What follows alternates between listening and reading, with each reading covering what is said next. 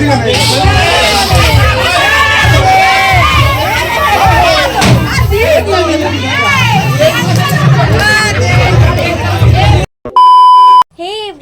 Good evening. আজকে একটা birthday পার্টির ইনভিটেশন আছে, সেখানেই যাব। তাই ভাবলাম চলো তোমাদের সাথে ভিডিও শেয়ার করা যেতেই পারে। তো দিনকাল কেমন চলছে সবার? আই হোপ তোমরা সবাই ভালো আছো, আর আমিও মোটামুটি ভালোই আছি। মোটামুটি বললাম তার কারণ এটাই, শীতও ভালোভাবে পড়ছে না, গরমও ভালোভাবে যাচ্ছে না। তো এই কারণেই টুকটাক তো হামেশাই শরীর খারাপ কিছু না কিছু লেগেই রয়েছে। এই কারণে চলো একেবারে গেট রেডি উইথ মি থেকে শুরু করা যাক ভিডিওটা।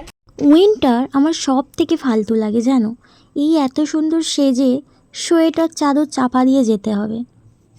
যেহেতু ভাইজির বার্থডে, ওখানে সব চেনা জানা লোকজনই থাকবে।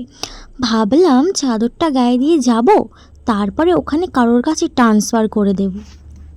ট্রান্সফার করে দিয়েই ক্যালি দেখাবো, ঠিক আছে? এমনি শরীর ভালো নয়, পরের দিন শরীর আমাকে ক্যালি দেখাবে। দেখাক তো, সেটা তো বার্থডের পরের দিন, ওই দিন তো আর কিছু নেই। ওই দিন শুয়ে বসে কাটিয়ে দেবো সারাদিন, কোনো ব্যাপার নয়।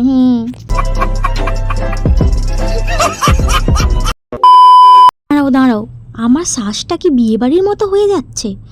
একবার ঘুরে আসি, কে কি পড়েছে দেখে আসি। যদি সবারটা নর্মাল হয় তাহলে আমি আর এটা পরবো না, আমিও চেঞ্জ করে অন্য একটা কিছু পরবো। ও মা, না না, সব তো বেনারসি পড়েছে গো। অফ কি সেজেছে গো।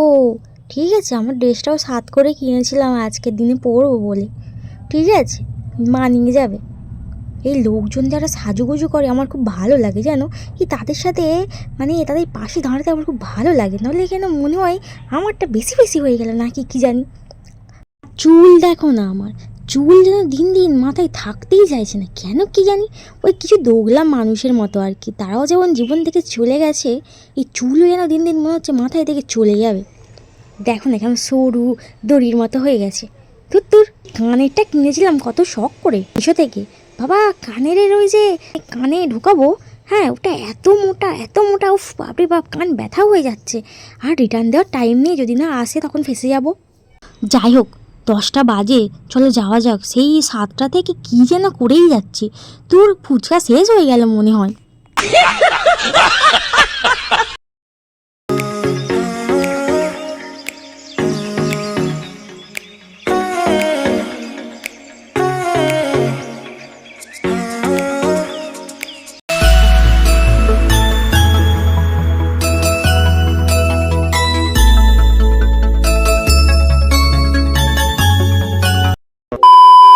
বার্থডে গার্লের পিছনে যেখানে ব্যাকগ্রাউন্ডটা করেছে, ওখানে ফটো তোলার জন্য এখানে দাঁড়িয়ে আছি। ওখানে ফাঁকা হলেই গিয়ে ফটো তুলব। ওখানে এখন লোকজনের ভিড় কমতে কমতে মিনিমাম আধ ঘন্টার ওপরে হয়ে যাবে।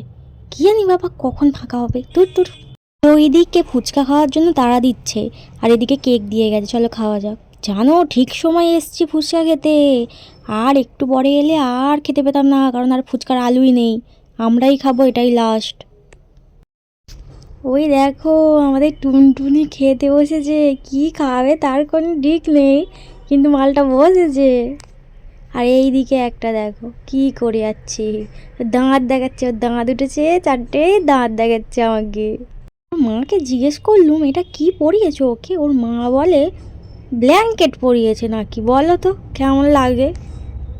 এবার খেতে বসে গেছি। প্রথমেই দিয়ে গেছে থালা, টিস্যু পেপার, হজমোলা।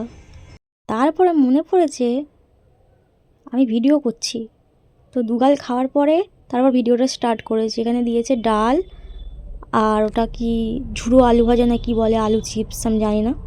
তারপরে পটল চিংড়ি দিয়ে গেছে। বললাম কম করে দাও, তা বলে একটা পটল 3টে আলু আর 2টো চিংড়ি দিয়েছে, বলো কেমন লাগে। দাঁড়াও, এই লাইটের আলোতে সব কালো কালো দেখাচ্ছে, ফোনের ফ্ল্যাশটা অন করি। এই দেখো 3টে আবার মাংস দিয়ে গেছে, 2টো হাড় আর একটা সলিড। 2টো খাবো আর একটা খাবো না। ক্যাটারিংয়ের ছেলেটা মানে বুঝতে পারছে আমি ব্লগ করছি, এই জন্য খালি আমার মুখের দিকে তাকাচ্ছে আর আমার প্লেটের দিকে তাকাচ্ছে। যাই হোক, এখানে চাটনি দিয়ে গেছে, এবার পাঁপড় দেবে, তারপরে খাবো। আর বাদ বাকি ওই যে বেশ মিষ্টি সন্দেশ ওগুলো আমি খাবো না, ওগুলো আমি ওই জন্য নেবো না। এখানেই খাওয়া শেষ, চলো এবার ঘরে গিয়ে ঘুমোবো, বড্ড ঠান্ডা লাগছে। খাওয়ার পরে এরা এখানে কি করছে চলো একটু দেখে নি আগে। ও এরা তো এখানে নাচছে, আমি প্রথমে ভাবলাম মারামারি করছে নাকি।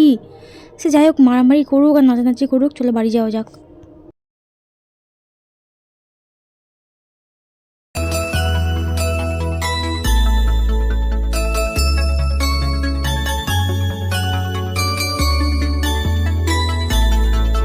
Happy birthday to you.